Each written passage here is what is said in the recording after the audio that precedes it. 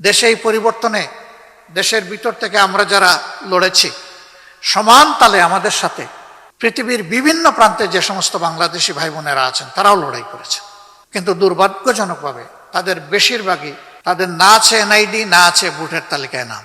এই জন্য আমাদের অত্যন্ত বলিষ্ঠ, ন্যায্য, স্বচ্ছ, স্পষ্ট দাবি, বিদেশে অবস্থানরত প্রত্যেকটি বাংলাদেশিকে ভোটের অধিকার তাদেরকে দিতে হবে।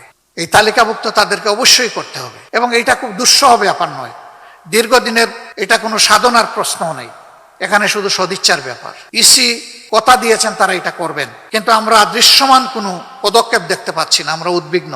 যদি 1,10,00,000 প্রবাসী ভোটারদেরকে বাদ দিয়ে, ইগনোর করে বাংলাদেশ আগানোর চেষ্টা করে, এই বাংলাদেশ সফল হওয়ার কোনো সম্ভাবনা নেই।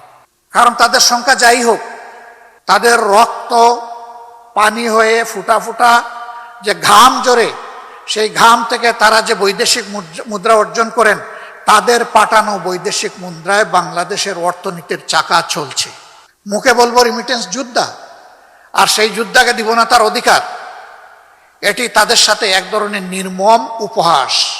আমরা এটার পরিসমাপ্তি দেখতে চাই। আমরা দেখতে চাই তাদের ভোটের অধিকার নিশ্চিত করা হয়েছে, এবং যোদ্ধা হিসেবে আরো যা তাদের পাওনা সেটাও তাদেরকে দেওয়া হয়েছে। তাহলে বাংলাদেশের অর্থনীতি আরো নতুন একটা ডাইমেনশনে গতিতে চলে যাবে ইনশাআল্লাহ। কিন্তু যদি তাদেরকে উপেক্ষা, অগ্রাহ্য, অপমান করা হয়, তাহলে তার করুণ পরিণতির জন্য আমাদেরকে অপেক্ষা করতে হবে। আমরা এটা চাই না। তাদের প্রতি কৃতজ্ঞতা জানানোর পাশাপাশি তাদের এই ন্যায্য অধিকারের পক্ষে আমাদের অবস্থান সুদৃঢ়, স্পষ্ট, লাউড অ্যান্ড ক্লিয়ার।